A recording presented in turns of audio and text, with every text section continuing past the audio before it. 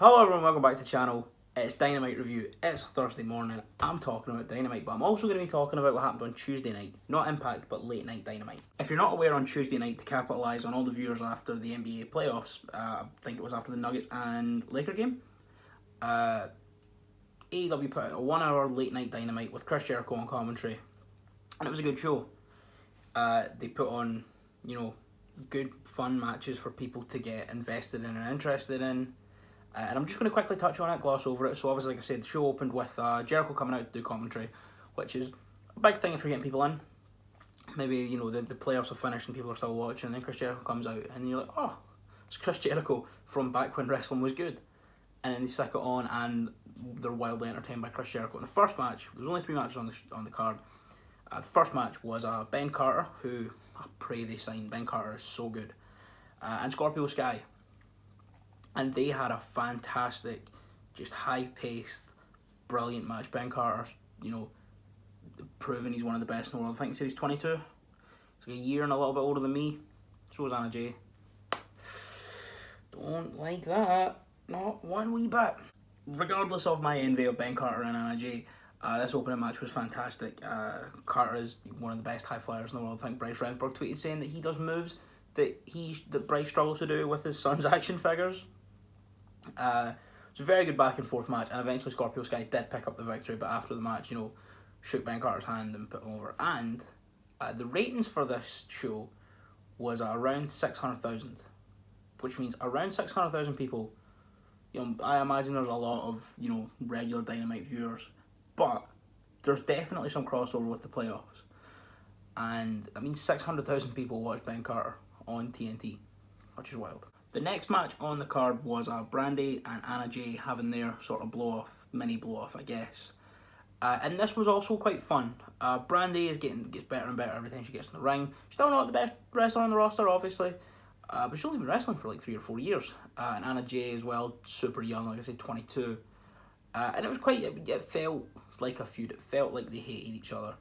Anna Jay went for the sleeper hold early on, and Brandy was able to counter it and get her in a roll up. More back and forth, and then there was some shenanigans and all the good stuff. But eventually Anna Jay was able to lock in the sleeper hold, which is it the Queen Slayer she calls it, something like that. And she was able to choke out Brandy for the win. And this was also quite fun. I enjoyed it. I think for a purely in-ring perspective, they wouldn't be the two I would go for to draw in a new audience, but also this is story progression, and stories are obviously a big part of wrestling. So you had the pure work rate of Ben Carter and Scorpio Sky, then you had this, which was mostly story progression, and then you had the main event, which was Matt Sydal versus Shawn Spears, which was a bit of both. Fantastic high level work rate and story progression. So obviously Matt Sydal came out in the Casino Battle Royale, jumped Shawn Spears before the match, and even eliminated him. So he was getting his revenge. Shawn came out with the black glove, Tully's black glove, and they just had a great match. Anytime Matt Sydal would get a clear advantage, Shawn would come in with some cheating or some Tully distractions and would just keep going. Matt Sydal would always bring it back. He went up to the top rope a couple times. Did not attempt the shooting Sydal press, I believe. Don't think he did. He went for a move that Spears eventually moved out of the way. As the ref wasn't looking, Tully handed him a thing to put into the glove, like a bit of metal. Sydal comes off the top, Spears ducked, and he just palm strike knocked him out clean. And it was great. Overall, Late Night Dynamite gets an 8 for me. It was a very good show to show what AEW can do. And I would like to see more things like this. It's to get the carryover from the NBA playoffs. But I know that the playoffs only happen once a year. But more sort of there are slots on TNT put on half an hour, because it is going to help to grow the audience.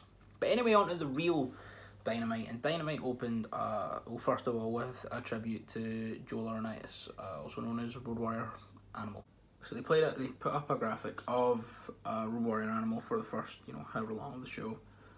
And obviously it's a tragedy. He was only 60 years old. Hawk also died extremely young.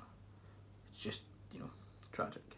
But on to more fun things. We opened with a tag match. Kip Sabian came out with Penelope Ford and introduced his tag partner, his best man, our best man, the best man, Miro. And Miro made his debut, and he came out looking huge. 280 pounds, that's 20 stone of just muscle. So after Miro came out and made his entrance with lots of pyro and all the fanfare that you would expect from Miro's debut, out came their opponents, who was Sonny Kiss and Joey Janella, and they had a great match. Miro was able to take control early with Kip. There was a bit where Kip started the match, and then he tagged out as Janella tagged in, and Miro came in, and then as Janella was getting ready, Kip tagged himself back in. But eventually when Miro did come in and cleaned house, he looked amazing. They were able to keep the upper hand. Eventually Sonny Kiss was able to break free after getting beat up for a good 5 minutes, and he tagged in Janella, who came in, took out Kip, ran to Miro, and forearmed him on the apron. And Miro just no-sold it. He just looked at him and was like, nah, it's not going to work. That is not going to work today.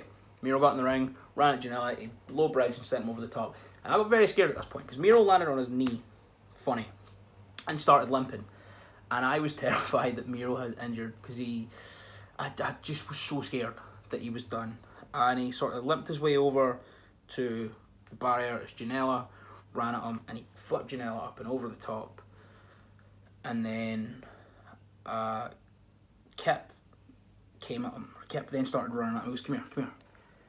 And he flipped Kip up over the top as Janella jumped off the stand at the back for a Superman punch to get Kip out of midair. And I described this last night as the most Brit Rest bump of all time.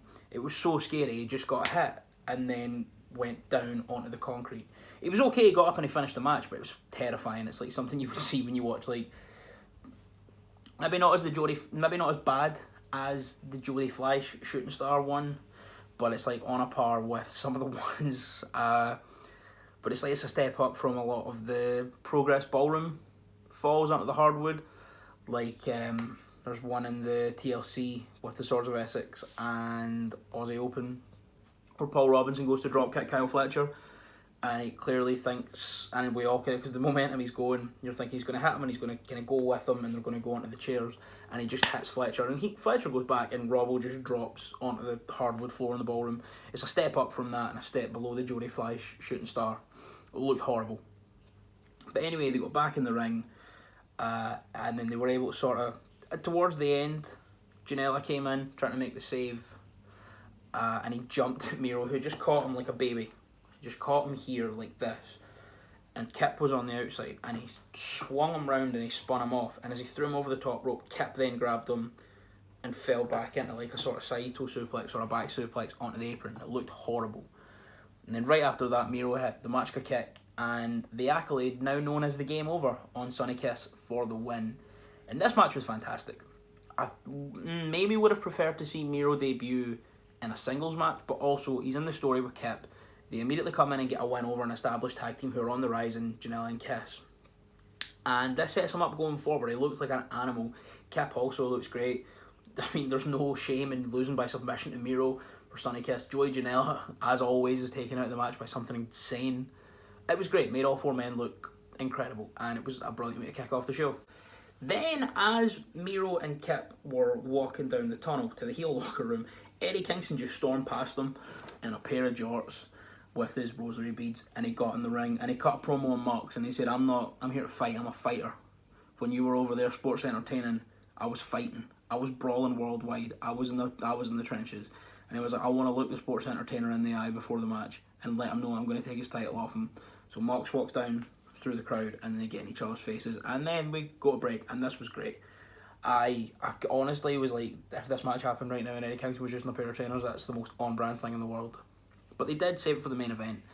Obviously, this match was coming in replacing the six-man where it was meant to be Archer and Team Taz versus Moxley, Will Hobbs and Darby Allin.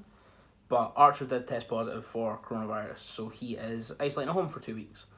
So they just replaced it with Eddie Kingston, as he was never eliminated from the Battle Royal, so he has a shot at Mox. And we got that in the main event, and we'll talk about it. We will talk about it. But it was a good way to just really build, considering this was a change on the show, on the day of the show. It was a good way to get the hype in more for the people in the crowd, especially considering Eddie Kingston isn't a well-established name considering he's not been there for that long and, never had a big run in a major company, unlike, some other people. So I think this was the right decision, having a little stinger, a little teaser at the start of the show to whet the appetite for the main event. Once we came back from commercial, then we had a singles match. Evil Uno's first singles match in AEW, wrestling Hangman Page. And Evil Uno came out with the Dark Order on the stage, but not all of the Dark Order. So John Silver was there, the MVP of Being the Elite. Anna Jay was there, Colt Cabana was there, and 5 was there, and 5 and 10 were there as well. So no Stu Grayson, no Alex Reynolds, and no Brody Lee. Brody Lee makes sense because he had a match later on, but that was all who was there. So they were stood on the stage, and just watching the match as it went on. The match was great. The match was really good.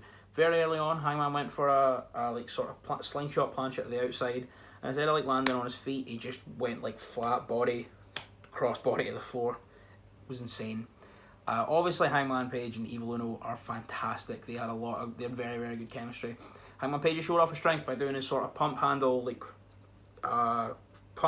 slam where he falls backwards and bridges off a deadlift on Evil Uno, who's 260 pounds roughly. Just guessing by looking at him. The Dark Order try and get involved at one point, but Evil Uno sent them away. He said, "I can do this on my own."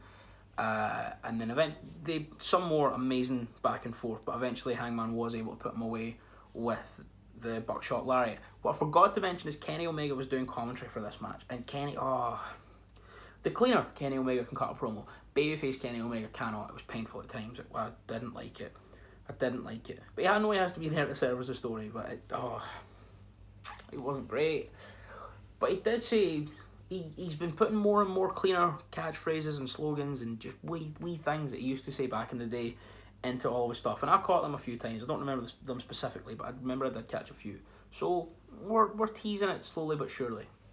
And I can't wait to see the cleaner back in professional wrestling. And I can't wait to see the cleaner debut in AEW. We then cut backstage to Tony Schiavone outside the Young Bucks locker room. As Jericho likes to call him Ski-a-Phone, and in a segment I have nicknamed Ski-a-Phone. So he's there to get an interview, and Matt walks out, and Matt goes, "I'm going to be honest, we've not been acting entirely professional the past few weeks. We kicked a ref, we kicked Marvez, we kicked everyone. We're not being entirely professional, Tony. So we'd like to say, we're sorry about that." Nick's in there, he's also sorry. "Hey Tony, can I see your phone for a minute?" And Tony goes, "Yeah, what is it?" He goes, "No, don't worry about it, it's fine, don't worry about it." Then he just grabs his phone and smashed it off a wall, and then pulled a big wad of cash out of his pocket and was like, "Get yourself an upgrade," and threw it at him. And Tony Schiavone, the consummate professional, I still put over the Young Bucks book as he was walking back in after he's had his phone smashed. Incredible. What a professional. The TNT title was defended next as champion Mr. Brody Lee took on Orange Cassidy. Now, Orange Cassidy got this match from beating Chris Jericho, former world champ. And Orange Cassidy's back to not caring, which I like. He doesn't have a reason to care about this match. He's been told you're getting a match to beat Jericho, but he doesn't have a reason to care. There's no personal vendetta with Brody Lee like there was with Chris Jericho. So he's back to hands up here, hands down in the pockets. Right at the start, Anna Jay got up on the apron to shout at him, and he just took his sunglasses off and put them on her. And the match was good. He was doing all of his evading and his ducking and diving and his cap-ups and all this sort of stuff. Right at the start, he drop kicks Brody Lee out the ring after dodging a few punches. And Brody Lee goes down to regroup with the rest of the Dark Order. It's the same 5 were out from the first match with Evil Uno earlier on. And Orange Cassidy runs, hands in the pockets, off the ropes, comes through for a tope. Brody Lee runs out the way, and the 4 members of the Dark Order just catch Orange Cassidy. And Brody Lee gets back in the ring and runs out and hits another tope through the 5 of them and gets him back in the ring. Orange Cassidy was great. Every time we would fire up, Brody Lee would just be bigger and stronger. At one point he went for the satellite DDT, and Brody just stops him dead and throws him off. Eventually, through some shenanigans and John Silver getting involved, Orange was able to sort of pick up the upper hand. He eventually hit the sort of, is it the beach something? They picks him up like that, and kind of, it's like the air raid crash sort of move. He hit that for a near fall for a 2. And then he was getting ready for Orange Punch as John Silver got in the ring. John Silver got hit with it as Brody Lee pushed him towards Orange Cassidy. And then Brody Lee went for the discus lariat, which Orange ducked.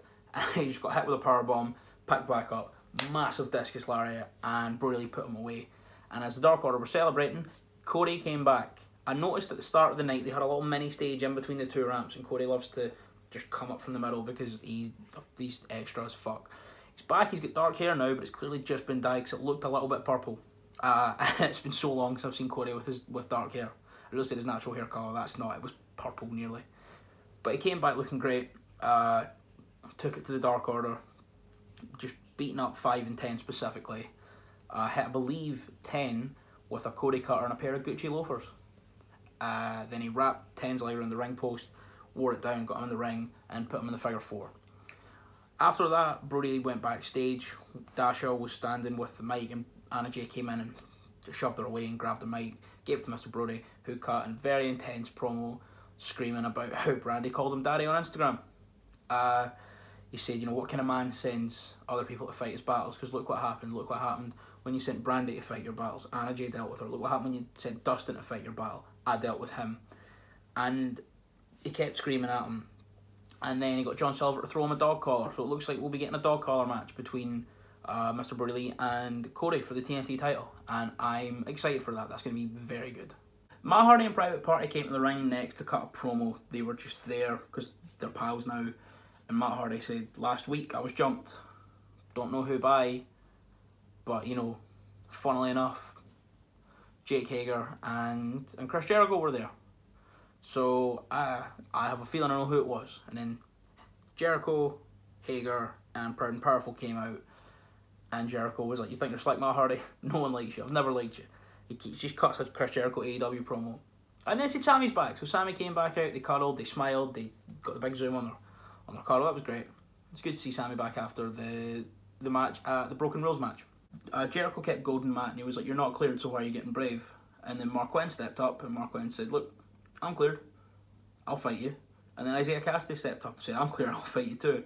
So I don't know, I can't remember if it was announced for next week, but it seems like we'll be getting Private Party versus Jericho and Hager because they've been teaming. But they both called him out for like a singles match, it seemed. I don't know, but either way, we'll be getting Private Party in the ring with Chris Jericho soon. And that's going to be, that's amazing. After commercial, we did come back and Tully and FTR were stood in the ring. And they said back in the day, we used to have time limits. And usually, typically, the champs defend in 60 minutes. But we're on TV, we only have a certain amount of time. The next week, we'd like to call out SCU for a match, a 20-minute challenge, so they can see what Tag Team Excellence really looks like. But if they can't beat us in 20 minutes, if it goes to the time limit draw, we get the win. Then out walked the Best Friends. And the Best Friends said, look, we won the parking lot brawl next week. We want a shot at your titles. And you're here in your gear. You're wearing your trunks. Let's go. We're all ready to fight. So FTR kind of got ready, took their stuff off, and then went, wait a minute, wait. Nah, we're not going to wrestle. And they ran away. And then Chuck Taylor called them a couple of weenies. And Ty's got on the mic and was like, we're not weenies. It was so great. I love AEW. It's so silly, but in the best way. So we didn't get a match between the two of them, but next week we do have SCU versus FTR in that championship time limit challenge 20-minute exhibition thing. I don't know the official name of it, but it's going to be very, very good. And we're now also building to the Best Friends and FTR. Fantastic. Oh, I just realised. Tully is also managing Sean Spears. So whenever they do cross paths, we could have Best Friends and Orange Cassidy versus FTR and Spears. Oh my goodness, yes. Give me it. Next up, there was a tag team match from the women's division involving Diamante and Ivelisse on one team, and the NWA World Women's Champion Thunder Rosa and the AEW World Women's Champion Hikaru Shida. 4 professional wrestlers who I love with all my heart. The match was very good. Diamante and Ivelisse jumped them before the bell, but Thunder Rosa and Shida were able to fight back into it. The match went for a good 10 minutes back and forth, all 4 women showing what they can do. At one point, it looked like Thunder Rosa and Shida were going to put it away, but I think it was Ivelisse jumped out the way, and I believe Shida got caught with a lariat, and then Diamante came back in. They hit a big double team move. It looked like all was over, but Shida came out of nowhere and broke up the pin. Towards the end, there was more heelish tactics, more beatdowns, and eventually Diamante was going for Code Red, and as she was up before she could flip around, Thunder Rosa came in and just picked her up off Shida's back and hit her with a Death Valley Driver. And then Shida hit a Falcon Arrow, but Ivelisse was in to break it up. Thunder Rosa then threw Ivelisse to the outside and went out with her to make sure she couldn't interfere. Shida hit the ropes and came back with the big running knee, which I don't remember the name of it, but just a big running knee right to the face. And got the win. And this is great. I like seeing Thunder Rosa on TV more. I love Diamante and Ivelisse. Obviously, as much TV time as you can give to Hikaru Shida, you give to Hikaru Shida. I think she is, I really don't like saying, oh, she's my favourite women's wrestler in the world, because women's wrestling is not a division. It's not like hardcore or tag team. It is a division, but it's not like a sub-genre of wrestling is what I mean. It's not like a hardcore wrestler or a deathmatch wrestler or like a technical wrestler. It's just a wrestler. But I would say she is the highest ranking female competitor. Yeah, she is the highest ranking female competitor on my list of wrestlers right now, and she's probably at like 2 or 3. So yeah, that's great. It's always great seeing her on television. Backstage again one more time, and Chris Jericho was there cutting a promo, and up walked MJF, and they were like, "Hey, buddy, it's great to see you. You're the champion. What a guy, what a great guy." And MJF's going, or just Chris Jericho is saying, "Max, you're the uncrowned AEW World Champion at All Elite Wrestling." And they were going back and forth, and then at the exact same time, they both take their sunglasses off and look at each other and go, "And why'd you call me a loser the other week?" And I'm like, "Whoa, I didn't call you a loser." And Max is going, you know who I called a loser? The limo drivers. They drove up so fast, they nearly crashed into each other. Like, what a loser. Imagine driving your limo that fast. You could have injured the 2 biggest draws in AEW. And Jericho's like, "Oh, that's a relief, because I wasn't calling you a loser. I was calling Tony Schiavone a loser." Standing around thinking he can get interviews. And, they play off each other so well. They're 2 of the best. The one that always comes to mind for me is do you want to join the Inner Circle, Max? I don't know. Do you want me to join the Inner Circle, Chris? I don't know, Max. Do you want to join the Inner Circle? That promo from like November last year. Oh, it was so good. I love them. And now, yeah, it's main event time. Jon Moxley and Eddie Kingston. And this was just a fight. Moxley and Eddie Kingston just beat the shit out of each other for the remainder of the show. Just so many lariats and back fists and elbows and bites and suplexes and slams and just, whoa, so good. Eventually, towards the end, down the end of the stretch, Mox was able to get Eddie Kingston in a submission and a choke, and Eddie Kingston went to sleep, and Mox is still the AEW World Champion, which is great because Eddie Kingston is just still the hardest man on the roster after Jon Moxley, because he went to sleep and he looks amazing. Then after the bell, outran the Lucha Brothers, who jumped him, and then outran Big Will Hobbs to make the save as the Lucha Brothers were jumping Mox. But then the numbers game, because it was still 3-2, got in, and Kingston got back up and started putting the boots in on Will Hobbs. And then Darby Allin came out to even the score. And then Ricky Starks came out because he has a match with Darby Allin next week and beat on Darby Allin, and the heel stood victorious. And that was Dynamite last night. Overall, I would give the show 9 out of 10. One of the stronger Dynamites. So many good matches, so much good story progression. Eddie Kingston looks amazing to people who don't really know him that well. And yeah, nothing more I really have to say. If you enjoyed the video, do leave it a like and subscribe. I will be posting at least 2 videos a week now going forward, hopefully more. More content talking about wrestling, reviewing wrestling, just all wrestling content on this channel. Podcast will hopefully be back soon, depending on when I can get equipment sorted and maybe get studios and stuff. But podcast will be returning soon. But yeah, like I said, I'll see you next week for an Impact review. I hope you enjoyed, and I'll see you later.